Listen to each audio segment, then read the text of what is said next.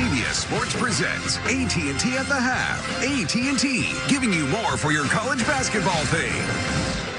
It's halftime in Chicago. Michigan leading Minnesota 38-19. Welcome to AT&T at the half. Greg Gumbel, Clark Kellogg, Seth Davis. This game was tight for a while in the first half, but patience paid off for the Wolverines. 25-6 to close that half, and they've been on all cylinders clicking in that first half offensively.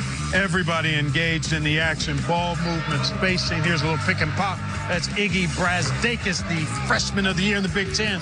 And Jordan Poole, pausing, parking, and then what do you do, Seth? You pump fake. Put him away. Pump exactly, fake. Yeah, pump fake. Yeah, add another P in there. Here's Poole again. P's are wild. Jordan Poole knocking down that three, and here comes Iggy again. And excellent work by Michigan, and it's because of the defense. Challenging Minnesota inside and then being able to get out in transition in the half court, executing sharply. Yeah, I don't know if Minnesota should have been running all of Wisconsin's plays, apparently, because they're shooting about as well as or as poorly as Wisconsin did in that first game. And at a certain point, obviously, you need to make baskets. But, you know, what Michigan has done these last 2 years, bringing in Luke Yaklich, their assistant coach, to coach the defense as de facto defensive coordinator, not only improving them as a team, changing the culture of the program. A great defensive, tough team. Exactly. Very impressive first half. Yeah. All right, lots and lots of conference tournament action this afternoon. To the highlights now. We'll start in the Atlantic 10 semis in Brooklyn, Clark. Yeah, here you see Tremaine Isabel Jr. Nice bounce pass to Hassan French. And St. Louis +5. And Jordan Goodman going to knock down this three, but Davidson will not go away. Goodmanson finds Brajkovic inside for two, and this one's back and forth, but the Wildcats, actually, it's really back and forth. Tight. And St. Bonaventure awaits the winner. St. Bonaventure knocked off Rhode Island by a score of 68-51, and St. Bonnie's with an 18-15 record looking to win a championship in the Atlantic 10. To the SEC semis, Seth. Yeah, we got a good one, as promised, between Kentucky and Tennessee. Nick Richards with the nice putback jam. Admiral Schofield, again, a hot start. He's got 13 here in the first half, 3 for 3 from behind the three-point line. Jordan Bone getting in on the act as well. He has 8 in the first half. Look at that nice interior pass to John Fulkerson for the slam dunk. P.J. Washington for Kentucky, a little bit of foul trouble, only 6 minutes, 2 points. They got to get him going. And Auburn awaits the winner here. You surprised to see Auburn in the final in this conference? They've turned it up here the last part of the season. Mildly surprised, Greg, to see the Tigers ready to play for a championship tomorrow. All right, meanwhile, Clark, Princeton and Yale in the Ivy League semi. Oh, I tell you, Yale was on top double digits at half. There's Miaone knocking it down. But then Princeton started the second half, 13-2 run.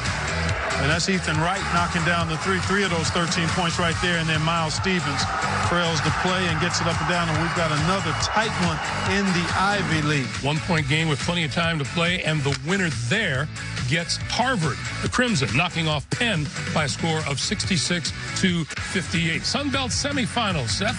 In the semis, we're going to see Georgia State's DeMarcus Simons nailing the three-pointer.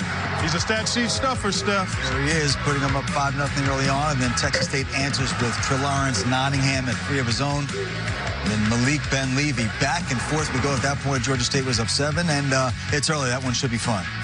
Stat sheet stuffer Steph. Seth, step aside for a moment. Back with more AT&T at the half after this.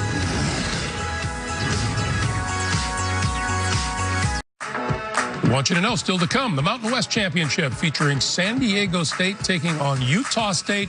That comes your way next, right after Minnesota and Michigan here on CBS. 2 more automatic bids have already been secured. How about the one in the America East, where Vermont, the Catamounts, back in the tournament? Yeah, they are going to the tournament for the second time in the last 3 years. Anthony Lamb has been the best player in the America East all season long. 28 points, 9 rebounds, defeating UMBC on the 1-year anniversary of the Retrievers' upset of Virginia. And Clark in the MEAC, the top seed, Norfolk State, 3 points short. Tell you what, 3rd straight trip for the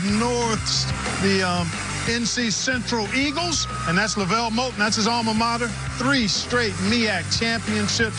Congratulations to the Eagles. They've got size and excellent defense, Seth. They will not be an easy out, whoever they face in that first round. So have a look at the teams that have already punched their tickets to the tournament. This is a board that will continue to be filled out tonight and tomorrow, and it's looking promising. Very promising. You look at Wofford there. It's been on the radar all season. You talk about Vermont. I like what Colgate has done. They've won 11 straight. Jordan Burns, a terrific dynamic guard there. And St. Mary's, the Gales, two-man combo of Fitz and Jordan. Take it away, Seth. Seth, if we're going to look for a Cinderella, is going to come out of this little group? Well, you know, Iona to me is a team. They've been, what, 3 straight NCAA tournaments? Might be four straight NCAA tournaments. So I love teams that do have that tournament experience. And I agree with Clark about St. Mary's. I think the confidence of being able to beat a Gonzaga team that absolutely throttled them during the regular season. They play the kind of game that is dangerous in the tournament because they can slow down that pace and take care of that basketball and defend that transition. And at the top of that list, we had Murray State. And it's not just Ja Morant. He's fantastic, but he's got some teammates that'll make it very scary for whoever they see in that first round. All right, the Minnesota Golden Gophers have work to do. They are down 38-19, second half of Minnesota-Michigan upcoming right after this. Thank you for watching AT&T at the Half. AT&T, giving you more for your college basketball thing.